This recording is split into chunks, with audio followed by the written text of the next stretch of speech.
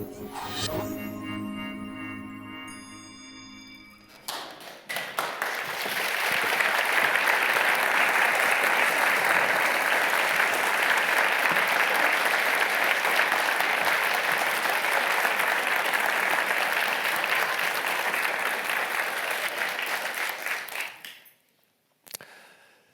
natural sciences, physics, chemistry, and biology, are primarily concerned with the flow of energy through systems. And that's what we're talking about when we talk about food, at bottom. That's what we really mean. And your body has a set of pathways, of chemical pathways, that it uses to get this energy. This is the simple stuff about the food system. This is the stuff that I'm going to be explaining to children in this lecture theatre, okay, so take notes, in a few weeks' time.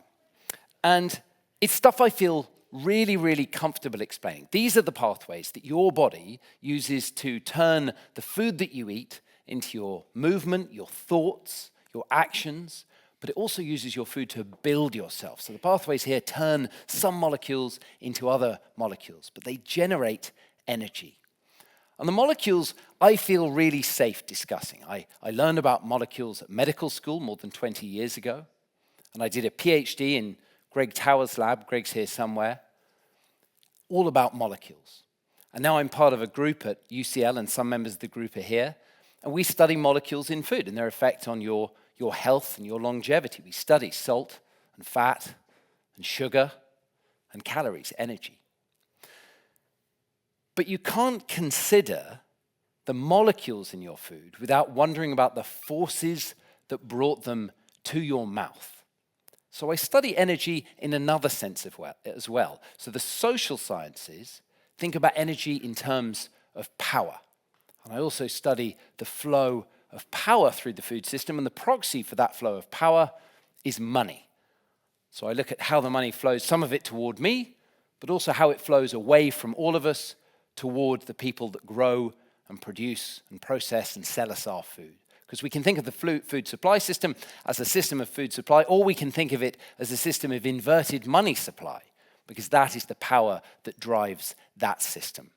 And that's the really wicked stuff, the complicated stuff that it's hard to discuss in front of kids. And that's why it's great to be here at the Royal Institution having this discourse. And discourse is an important word because it brings a bit of heft to the really, really important stuff about the food system. Because our current food system is a miracle in many ways. It feeds billions of people enormous amounts of very cheap, plentiful, and nutritious food.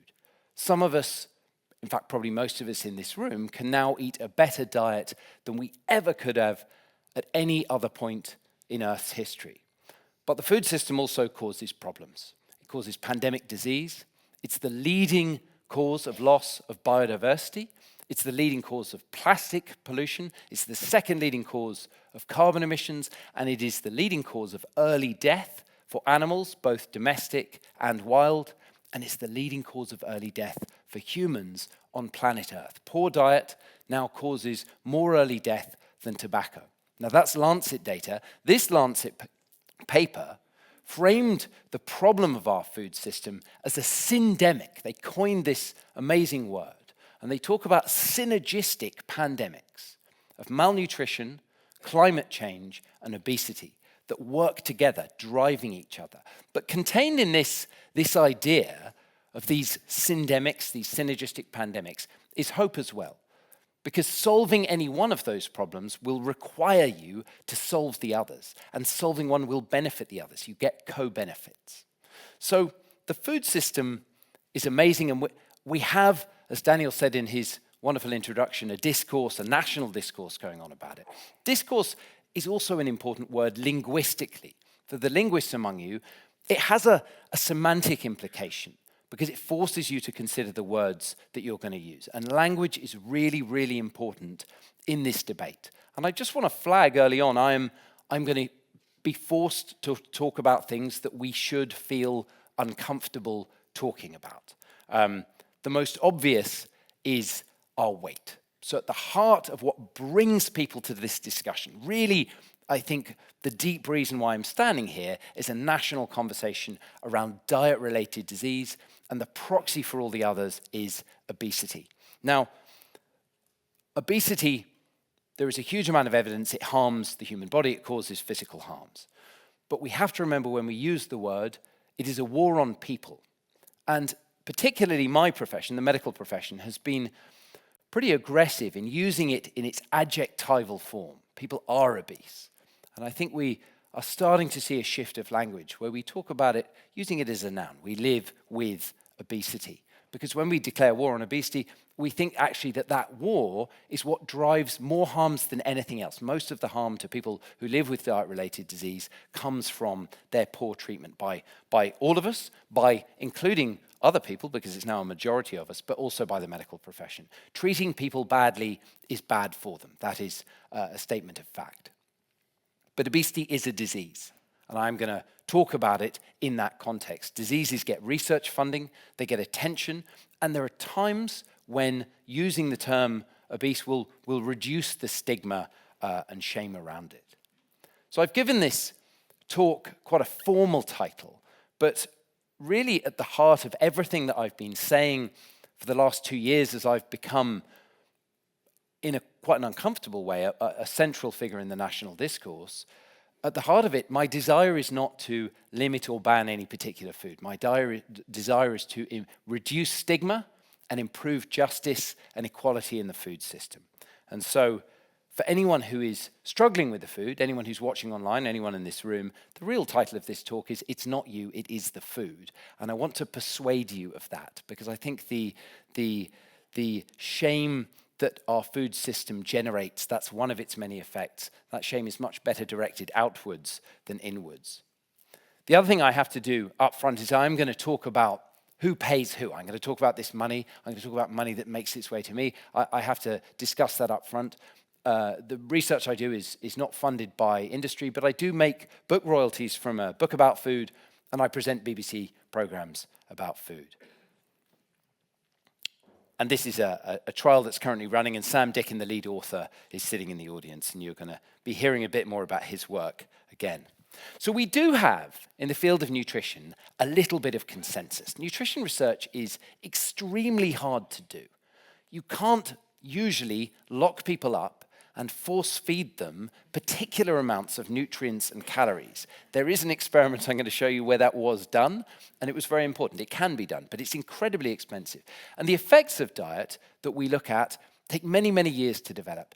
And food and lots of other aspects of human life go hand in hand. So you get lots of variables in your experiment, all muddled up together, and it's very hard to control any single one of them. People tend to eat the food they want to eat. But we do have a bit of consensus about the problems. So just to set a bit of context here, in the UK, 25% of our life is spent in poor health. And we have 25% of us living with obesity.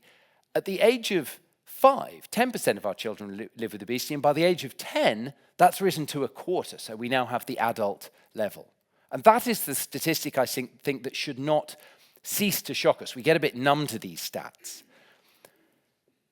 There's been some publications that childhood obesity is a myth, that we mismeasure it, that it's done using data from school uniform tailor measurements, and it's done in a hack and amateur way.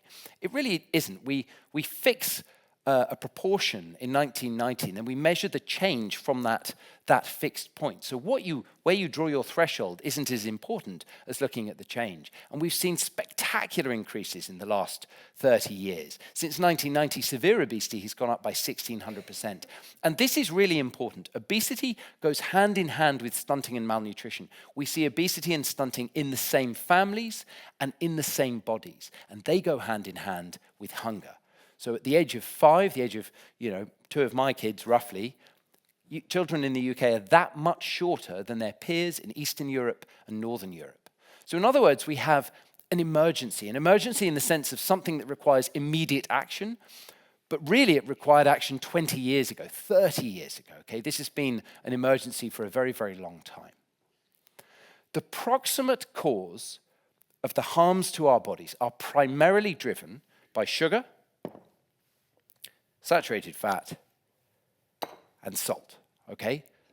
That is part of the consensus. There are other things we can discuss, but these are the molecules that drive the harms and the excess calories contained in those molecules, the fat and the sugar. There's not much debate about that. Almost everyone serious would agree with me. The big problem, though, or the question that has remained opaque until fairly recently is, why are we eating more of these? These have been cheap and abundant for a very, very long time, but none of these things are appealing. Okay, I can put these on the bench. I don't think a single one of you has taken your eyes from the wine to the salt, sugar, and fat. The only person I know who eats raw sugar out of the bowl is my 4-year-old daughter, Sasha, and she just does it to annoy me. She doesn't even like it. Now, we can mix these together, and it remains absolutely disgusting. Not a single person here would be interested in me mixing them together and having a big spoonful, okay? So the case I want to make is that the thing that drives us to eat these is the processing. And that's going to be the theme we're going to come to again and again. But there are some distractions. So there are two big things when I started doing research and writing and broadcasting in this area that were part of the discourse that I think are departing from the discourse. But I want to kill this now, okay? What about willpower? Because clearly we exercise some degree of choice, don't we? Well, the clearest argument, there are many ways we can destroy the willpower argument. It's been a big part of government policy for a long time. But the simplest way is to look at obesity data from the United States starting in the 1950s. And you'll see the line is very flat. This is prevalence of obesity, and the different lines are different ages of men and women. This is the Hispanic population. The graphs are identical for the white and black populations. And you see that the lines are flat, obesity prevalence remains the same, and then in the mid-1970s, it all goes up together. Now, I don't think it's plausible to say that black, white, Hispanic groups of all ages, men and women, suddenly lost moral responsibility in the mid-1970s. What happened was a change in the food environment. Okay? The arguments about willpower have no scientific validity, no moral validity, no economic validity, and they're of no political use. When you build policies around the idea of cajoling and persuading people, they don't work. People eat food because it is available and affordable and marketed to them. What about exercise? I mean, this seems really, really important to me. Certainly when I started, I was curious when we talk about weight gain, how much of it is because we all do jobs where we do this all day? Okay, you've all been doing this for most of the day, and then you will do this all night as well. We don't work in fields. We don't dig things out of the ground anymore. We spend our leisure time sitting, our commute sitting. So clearly, it must be playing a part. And it's played a massive part in public health campaigns around weight and health for a very long time. This Exercise is Medicine was a campaign run by the American College of Sports Medicine for many years. And it was part of a set of policies that promoted this idea of energy balance. That it is, I want to be absolutely clear here, it is true that if you eat more calories than you burn, you will gain weight, okay? That is established consensus fact.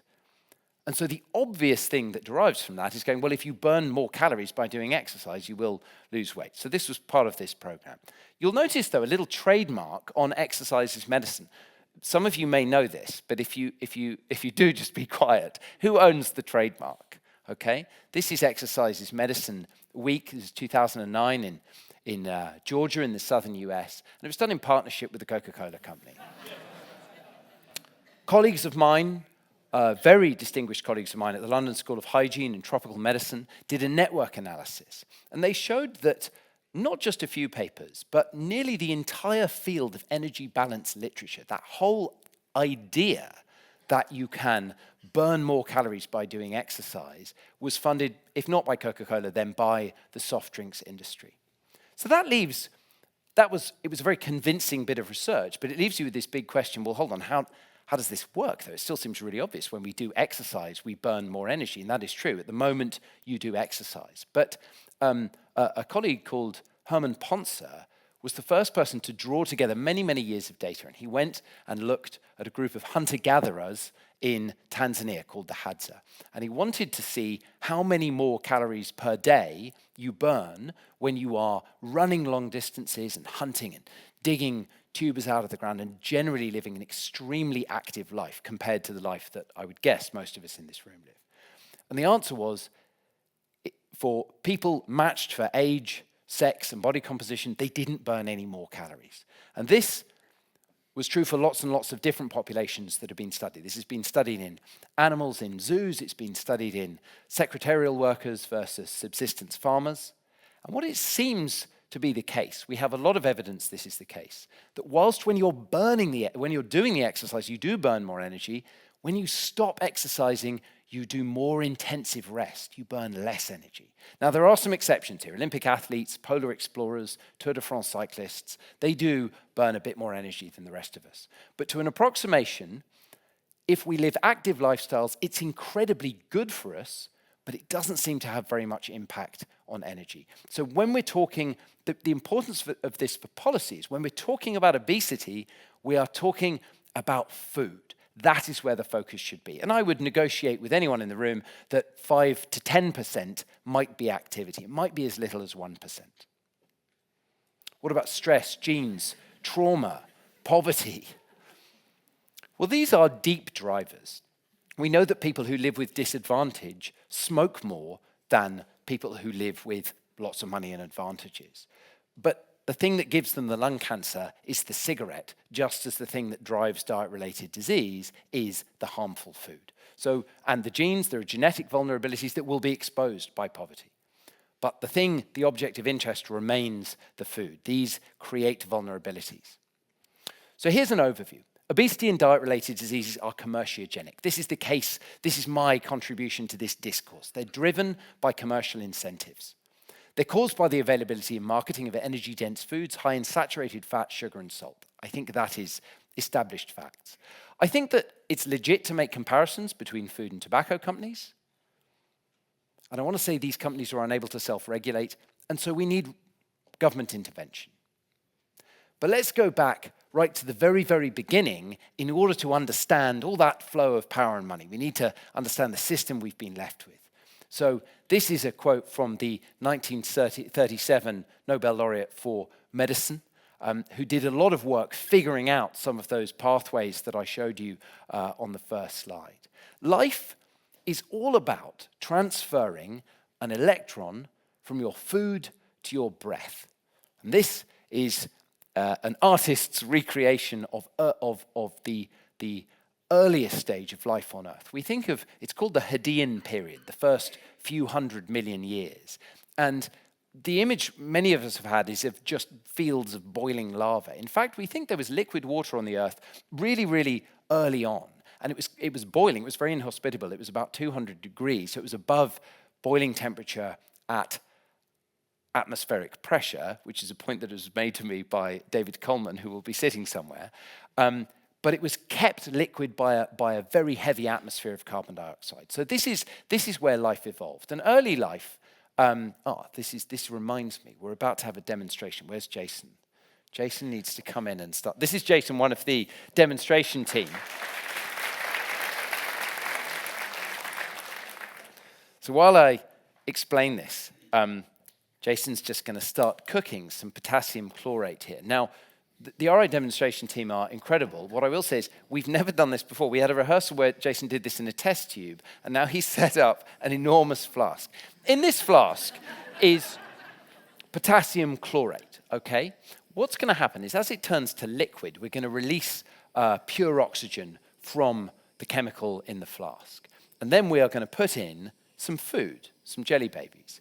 And we're going to see what happens at a chemical level when we turn our food into energy. Now, your body does it using these pathways, but what we're going to see in this tube is a little bit different. But the basic chemistry is the same, the energetics, if you like. We've got oxygen coming from the potassium chlorate as it melts, and that is going to oxidize. It's going to grab electrons from the carbon, and when we form carbon dioxide and water, the same stuff that we breathe out, the bonds that are formed, the chemical bonds, are going to release energy. and we're just going to wait for the potassium chlorate to liquefy. And you can see here, so early life on Earth, as its food, didn't eat carbon-based things. It ate things that had never been alive. It ate things like raw iron, metal. That would be the food. And it used as its breath the thing to grab the electrons, gases like carbon dioxide. So food and breath can be many, many different things. We could use potassium chlorate as our breath. It would grab electrons very nicely from our food, but it would do it extremely rapidly, and it would also grab electrons from every other thing in our body, and we would decompose, as you're about to see happens with the jelly babies. Now, what do you reckon, Jason? Just a little bit longer. So we don't know what's going to happen here. The demo team, the extent to which the lectures for younger people are built around the demos is not like any other lecture series I've been in, really, where everything hinges around the demonstration of the fact, not merely the saying of it. So we're getting this breaking down, and what's going to happen, we've then got a very hot liquid, and the chemical reaction is we're going to have oxygen bonding to carbohydrate in the jelly babies, and we're going to have, as the gas is released, we're going to release some water vapor and some carbon dioxide, and you may be able to smell a bit of burning caramel as well. This is good. This is exciting because it's taking so much longer than it did in the rehearsal, so it adds a real element of jeopardy because, as I say, we haven't done this before. Should we give it a little wiggle? Now I should put on my safety goggles, shouldn't I? It's good. Do I get a lab coat? No lab coat. Okay, so this is going to happen very quickly. And then I'm going to try and explain the difference between this and what your body does. Because your body, all life is involved in extracting the energy that you're about to see released extremely quickly, but extracting it slowly and turning it into packets of chemical energy that then fuel everything you do. Okay, that is starting to bubble. What do you reckon? Should we just give it a little tweak here? I think we should. Oh, here we go. I think we should go for it. What do you reckon? You want it cooking, don't you? Here we go. Okay, now it's all starting to melt. That'll be great. Okay. We want all of the potassium chlorate to turn into liquid because then you get a much bigger explosion. Now, I've been very clearly. It's not an explosion. It's a flame. It's a flame. I mean, now of course this is going to be a terrible disappointment. Okay, here we go. Right, and I take my hand away quickly, don't I? Oh, that does work really well.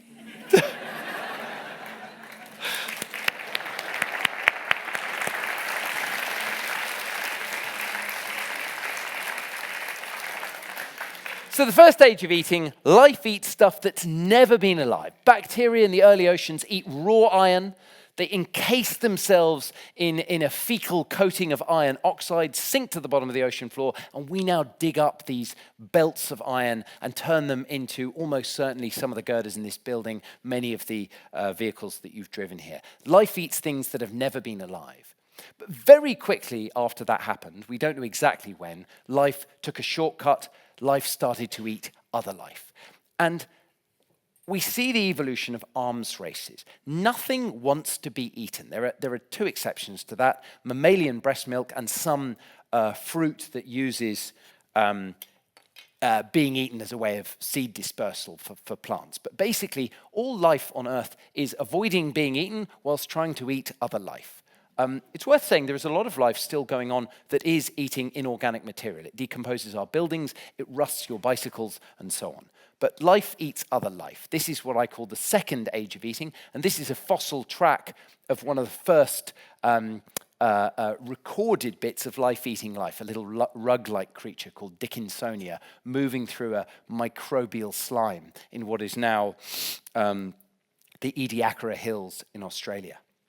And what is inexorable about arms races is they must generate complexity. So this paper I put in my book. It was one of the crucial papers that changed my understanding of biology in my PhD. The arms races aren't just happening between foxes and rabbits, between lions and gazelles. They're happening all the way down at the level of your genome. One bit of your genome is actually at war with another bit of your genome. And there's a lot of literature about this. And we call this the Red Queen theory, where all life must run as hard as it possibly can to stay in the same place.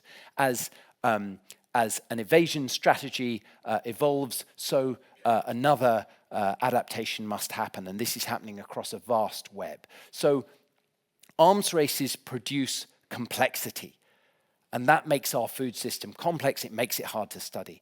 And life, because nothing wants to be eaten, life has to acquire nutritional wisdom. If you think of all the different things you're built of, you have to somehow, without instructions, because most life doesn't get to read nutritional information on a packet, you have to learn how to do it. And a nice example is goats. Goats and herbivores in general don't just eat grass. They eat dozens, maybe hundreds of different plants. And this is a little flower called the bird's foot trefoil, and it's full of poisons called tannins, which you'll have heard of. They're in your tea. And tannins in large quantities are very toxic. This is a blue fescue grass, and it's not in itself poisonous, but it houses or has a parasitic fungus that often lives in it, and that produces toxic alkaloids. And goats have learned that if they begin with a starter of the trefoil, the tannins in the trefoil neutralize the alkaloids in the fescue grass, and they can get the energy out of both. And this is one tiny example of the vast matrix of nutritional information that goats and other herbivores can build up in order to counteract the strategies of all the plants they're trying to eat. And so a huge amount of our brain real estate is dedicated to memorizing patterns and interactions about the food we eat. It seemed very obvious to a pediatrician early in the 20th century, one of the first female medical graduates in America, Clara Davis, that humans must still have this ability to control what they eat and to be wise about what they eat. And so she set up the earliest inpatient nutrition ward, where young children who are often abandoned by their parents or whose parents couldn't look after them, there was no contraception, would leave children with her for many years. And she decided to run an experiment to see if the kids could keep themselves healthy. And every day, at every meal, the kids got a little tray like this of 12 different foods, more than 30 in total across their days and weeks. And you can see the list there. They got pretty normal stuff. They also got bone jelly and brains and thymus glands. But this is a nutritionally complete range of foods, but the kids had each food presented individually. And the crucial thing is the nurse or carer couldn't feed them any food that the child hadn't indicated it wanted. And so the child would reach for them, and if they didn't have the motor skills to pick up the food, then they would be fed it. And you'll see they have a little bowl of salt there, and there are great descriptions. The kids would dip their hands in the salt and eat a big fistful of it, and splutter and choke, and then eat a bunch of other stuff, and then go back and have a bit more salt. And none of them ever got kidney failure from excessive salt intake. So Earl was a boy who turned up at 9 months, and you can see there, just about on his chest, he's got a rickety rosary, a ring of ribs around his, of knobs around his ribs, and you can see there on the bone X-rays that he's got fuzzy cortexes of his bone. He's got rickets. He's got vitamin D deficiency bone problems. Now, the only edible source of vitamin D at that time, and really this is still the case now, is the liver oil from oily fish, cod liver oil. And it's a great source of vitamin D. Now, all the children were offered little glasses of cod liver oil, and Earl was the only one who drank it. And he drank a big cup of it every single day, and he wanted it. He liked it. And after 3 months or so, his rickets were cured. You can see these are the x-rays. And the really nice thing, actually, I'm going to show you the previous photo. You can see, I think, Clara Davis's finger in the x-ray. Obviously, now you almost never see the x-ray technician's finger in. These are the follow-up x-rays. He's cured on his x-rays. He was cured on his blood tests. You can see him beaming, and he's looking like a very sturdy young boy there. He stopped drinking the cod liver oil, never touched it, never wanted it again. And we don't understand what it was that guided him to do that. It was possibly the same thing that gave scurvaceous sailors cravings for vitamin C-rich fruit and veg. But he wanted it, and once he didn't want it, he really didn't want it. And part of the reason cod liver oil may be so unpleasant for most of us is we're not vitamin D deficient, and so we have no craving for it.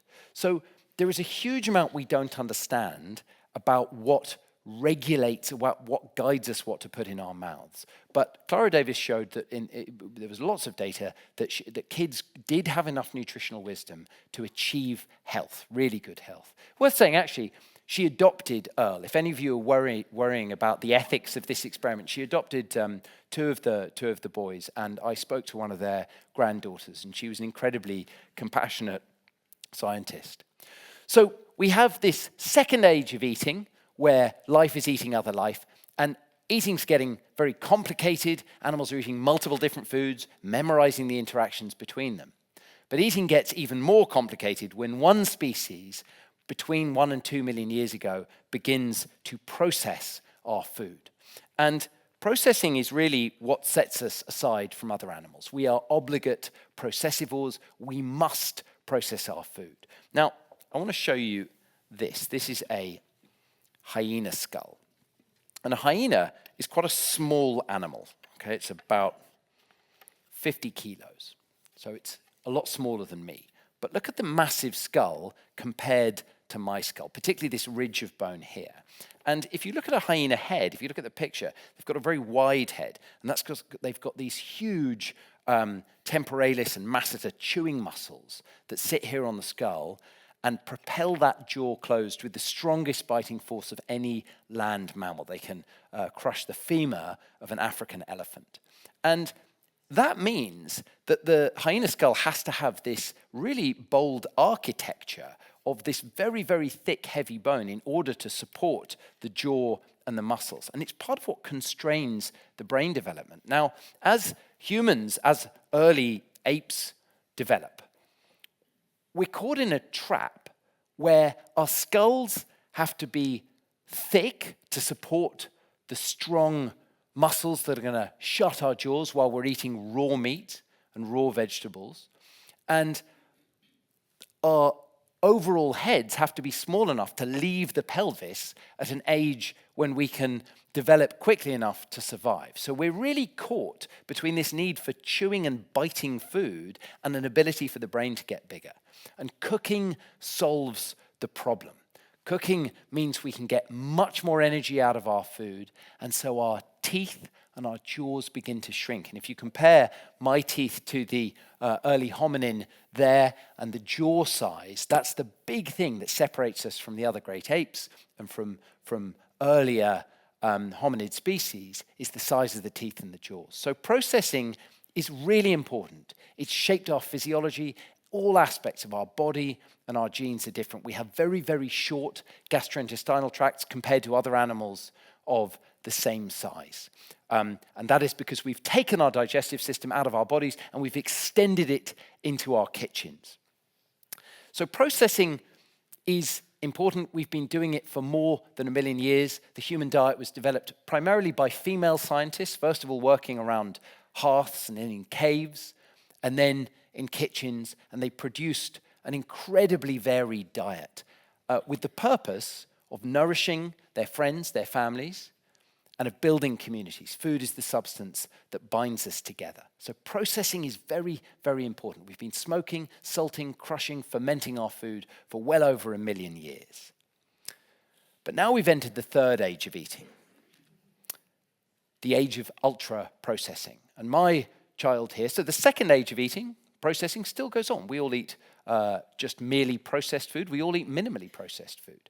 But ultra-processed food is very different. This is Sasha, my middle daughter, and she's very much a child of the age of ultra-processed eating.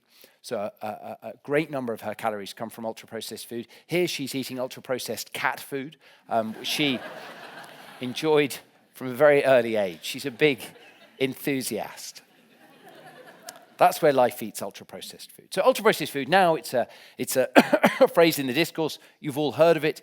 But what is it? Where did it come from? Well, it was a term, it's a formal scientific term coined by a research team in Brazil. There is the full definition. It's 9 paragraphs long. You will hear the term ultra-processed is contested. It's not agreed on. That is inaccurate. Ultra-processed food, it is an agreed-on, fixed definition. It is housed on the United Nations Food and Agriculture website. It's been used in hundreds of research studies all over the world.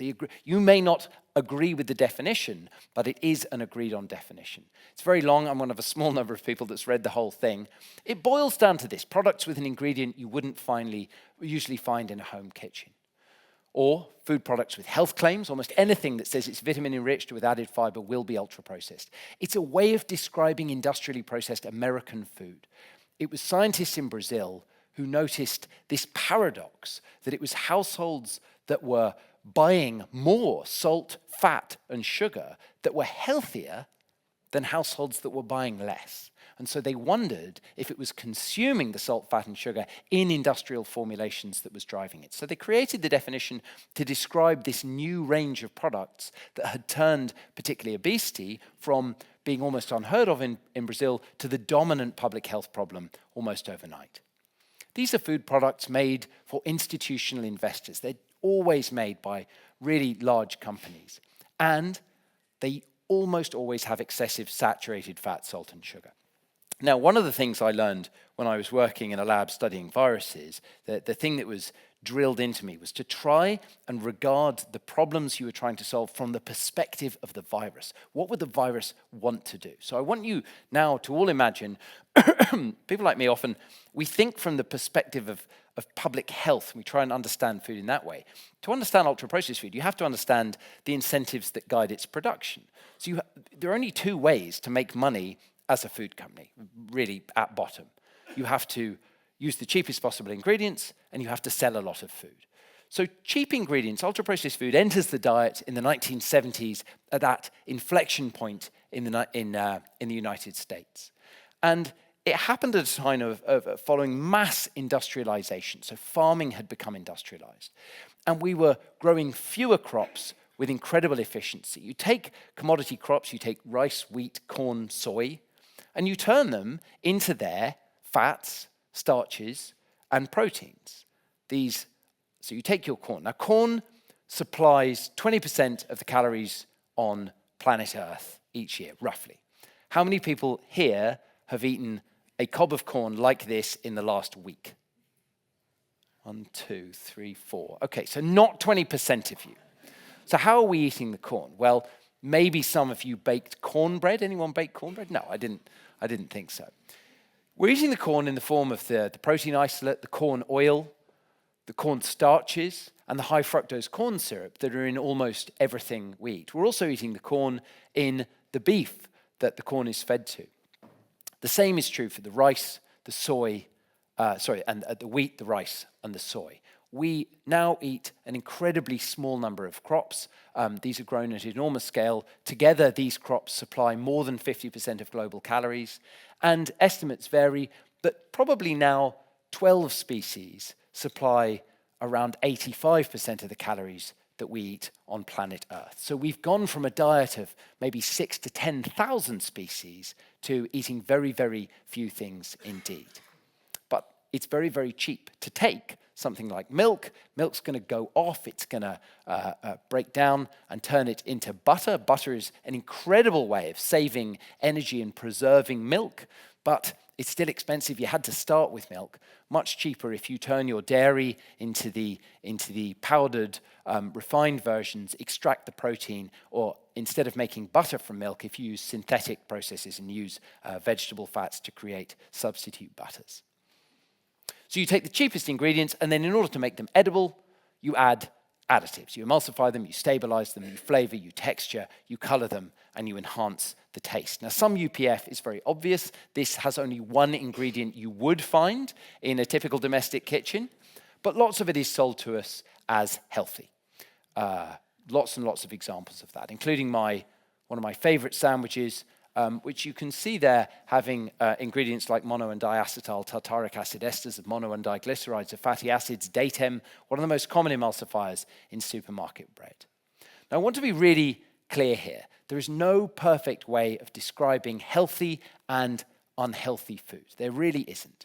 You could live, and I might defer to Sam on this, but you could live for months on broccoli, but probably not longer than that. You get pretty ill. Broccoli is missing a lot of stuff, mainly it's missing a lot of energy.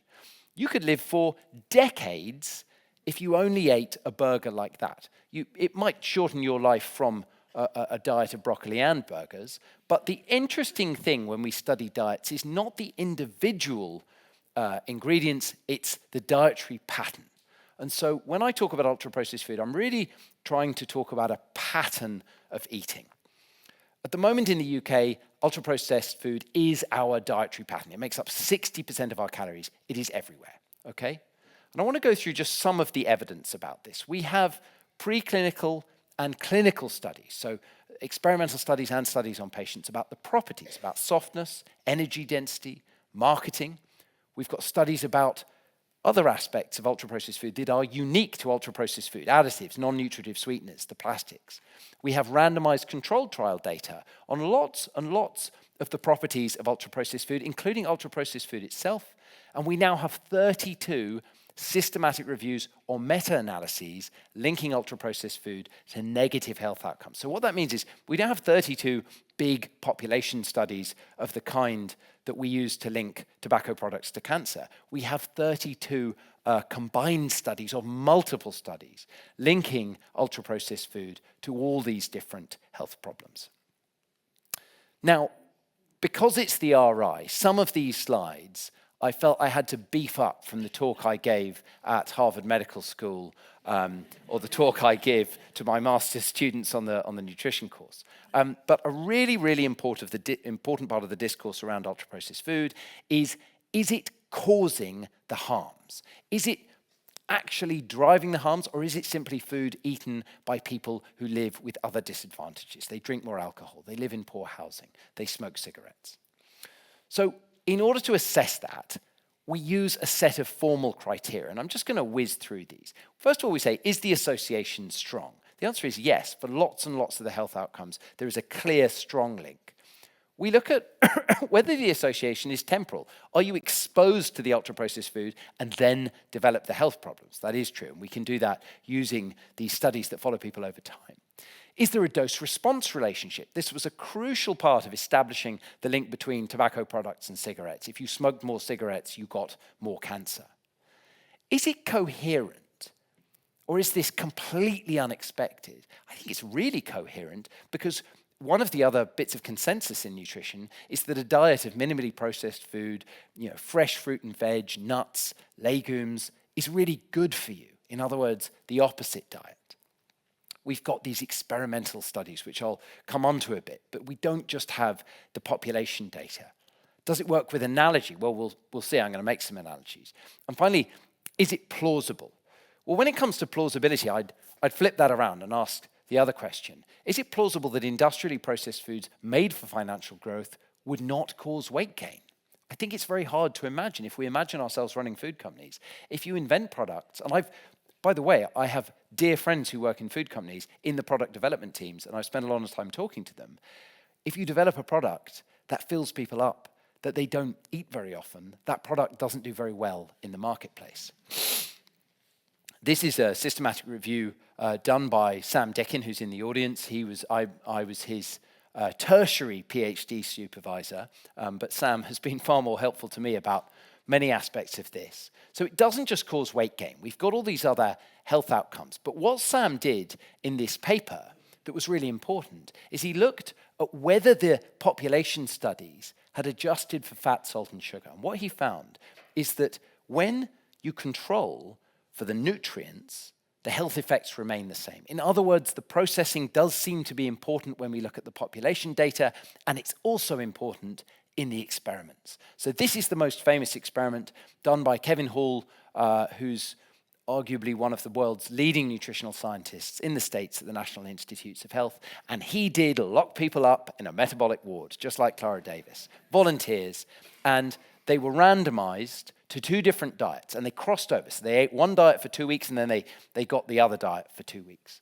And half the group got a diet of ultra-processed food, and the other half got a diet of minimally processed food. And the really crucial thing is the diets were matched for salt, fat, sugar, and fiber. But both groups could eat as much as they want. They were given 5,000 calories a day. And what happened is the group on the unprocessed food, you see the red line there, they lost weight, even though they had as much food as they wanted, and the ultra-processed group all gained weight, a significant amount of weight. They ate 500 calories more per day, so that's a big burger more per day. And the really crucial thing is the participants rated the diets as being equally delicious. So it was not about finding one food tastier than the other. So I think it's starting to become clear from lots of different lines of evidence that ultra-processed food does seem to be causing health harms. But how exactly is it working on our bodies? Well, for that we can go back to these experiments done, many of them in the 1990s. I put some references there because it's the RI. Consensus in nutrition is that soft, energy-dense food does drive weight gain. Food that you consume quickly doesn't seem to send a signal saying you're full as much as food that you consume slowly. One of the properties of ultra-processed food is that partly because of the need for shelf life, it's very, very dry. There are illusions of texture, but it's typically dry. And the lack of water means it's full of energy. It's got a very high number of calories per gram. It tells us lies, and this is something that Barry Smith, who's a colleague at University of London, Professor Barry Smith in the audience here, has really done a huge amount of work on and has really helped me understand. So the best way of understanding it, I think, is the example of sweetness without sugar. We have non-nutritive sweeteners, which should be a perfect substitute for getting sugar out of our food. With the exception of some baking problems, certainly in the soft drinks, they're nearly indistinguishable. But that taste that you've evolved over those millions of years, that isn't just for fun. Taste is an early warning signal about what you're going to put in your bodies. So sweet taste on your tongue prepares your body to receive refined sugars, whether it's honey or maple syrup or high fructose corn syrup. They're all pretty much the same. So you prepare in lots of ways. You release a little insulin early in order to get the sugar down. Now, what if we substitute the sugars? It should be a perfect swap. We should see significant weight loss in individuals and in populations. And that isn't what we see. They probably are better than sugars, but we don't see the size of effect that we would want. And it seems to be because there is a mismatch between taste on the tongue and what your body is then prepared for. When the sugar doesn't arrive, it may mean that you go searching for that sugar that should have been there, in simple terms.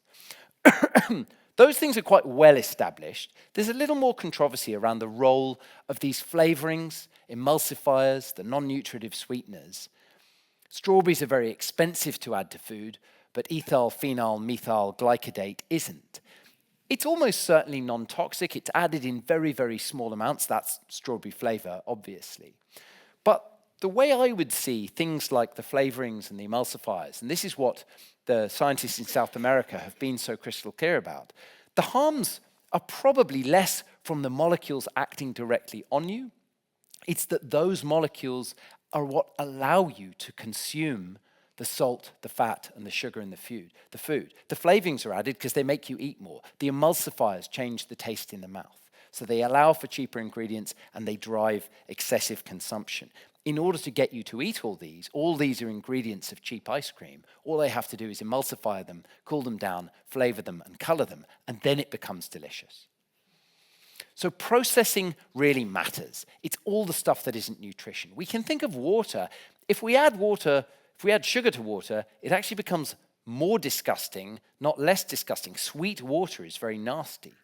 But if we add a bit of acid, we take the edge off that sweetness, and suddenly we can start adding a little bit more sugar. Water plus sweetness plus the acid plus bitterness plus flavor, and then if we add it in a silver bullet can and make it fizzy, the whole package here, everything from the model in the advertisement to the can, all of that is ultra processing. okay? And that is how we take water, we add things to it to drive excessive consumption. It's worth noting that this is the healthiest thing you can buy in the supermarket. 4 green traffic lights, despite being a mixture of colorings, phosphoric acid, and an addictive drug that will do all kinds of things. So we've got other effects as well. We know the food affects our microbiome. We get the loss of the food matrix. By turning those commodity crops into the nearly infinite shelf life pastes and powders, we lose a huge amount of the goodness in them.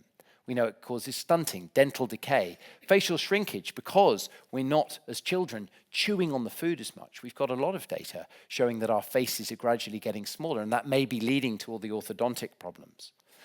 So why does it come from? I want to say, I've said earlier, I have dear friends in the food industry who have explained all this to me. But one thing that's been underlined by friends in finance is that the companies are not really in control of their business model. The obvious question is, well, couldn't they all just agree to make slightly healthier food?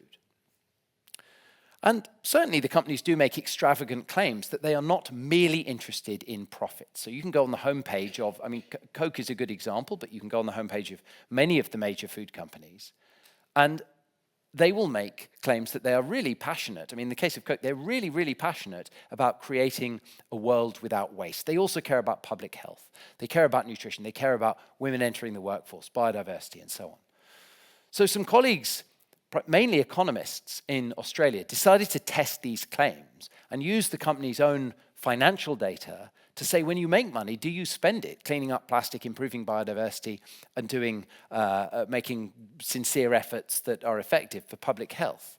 Or do you practice share buybacks and pay out dividends? And the answer is obviously the companies are financialized. And finance, we can show using their data, is what drives them to act. And I put no editorial around that. I don't think that's good or bad. That's a statement of fact about the way big corporations own. It's not evil. It drives them to commit atrocities, yes, but I don't have a critique of that. You might as well critique gravity. It's called stakeholder capitalism, and we can show that it isn't true. We can show that when the companies try and change, it doesn't really work. Danone's CEO, Emmanuel Faber, I think, made sincere efforts to improve Danone, and he was removed by activist investors. At the end of this chain of incentives driving the food to become softer and sweeter and more textured, and every single aspect of every product being optimized, we're left with food that may, for some people, be addictive. Now, this has been a very controversial part of the discourse, but when we talk about addiction as clinicians, we don't put people in scanners, we don't do blood tests. We simply ask a very simple question. Are you continuing to use a substance or enact a behavior that you know is harmful for you despite trying to stop? That's how, we can use questionnaires to dig into the level of addiction, but that's how we define it. And I find it really difficult to argue with the testimony of my patients who feel that they are addictive. Certainly the companies feel pretty comfortable using concepts of addiction in their marketing material. And I bring addiction up because a really, really important part of the general discourse is, are we driving eating disorders by discussing any of this? And that has been a huge source of anxiety for me. So some of the slides in this talk I gave as the keynote lecture at the Eating Disorders Research Society meeting, the international meeting this year. I teach about eating disorders, or I teach on the eating disorders module at UCL. I am deeply concerned not to do that. But colleagues at the Royal College of Psychiatrists in the eating disorders faculty are increasingly anxious that disordered eating may be a rational response to a disordered food environment. If your food is being engineered in order to get around your involved mechanisms that say you are full, it's time to stop eating, it may be that disordered eating is one of the few ways that people have of exerting control over their environment. I don't think it's possible to discuss these subjects in a way that is completely safe. But I think what we do know is that not discussing them is incredibly dangerous. So I will caveat everything I say, once again by saying my ambition is always to reduce stigma in the food system. And I've just put a quote here from a colleague who messaged me, a fellow academic, not a medic, not a food scientist, who talked about becoming obsessed with food in their teens and wondering if UPF contributed to my disordered eating because it messed with when I think I'm full or hungry. Comparisons between food and other addictive substances can feel really odious, and I've been criticized publicly for drawing a comparison between food and tobacco. People say, how can you compare them? It's important to remember that the food industry and the tobacco industry aren't just similar industries. In the mid-1980s, the two biggest tobacco companies bought the biggest food companies in the world and created a universe of products that many of you will have eaten. Some of you will have eaten some of these products this week, certainly this year.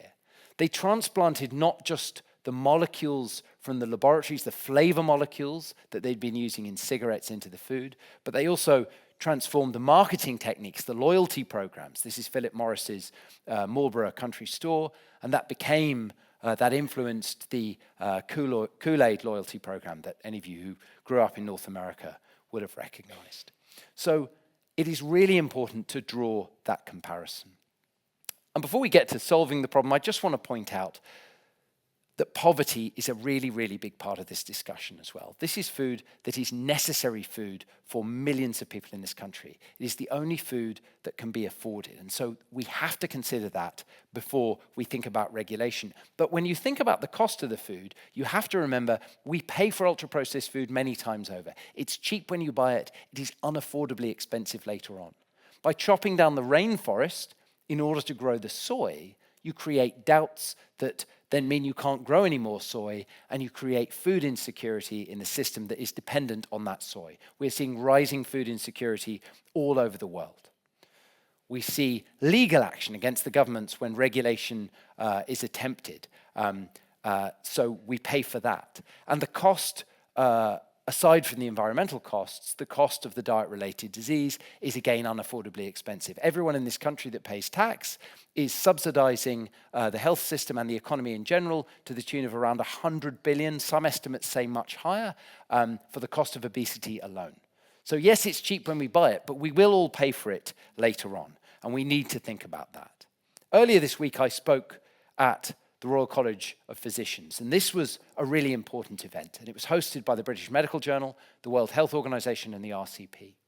And the idea was to get together these three organizations to agree about commercial determinants of health, the way in which corporations affect our lives, in good ways, which they definitely do, and in harmful ways.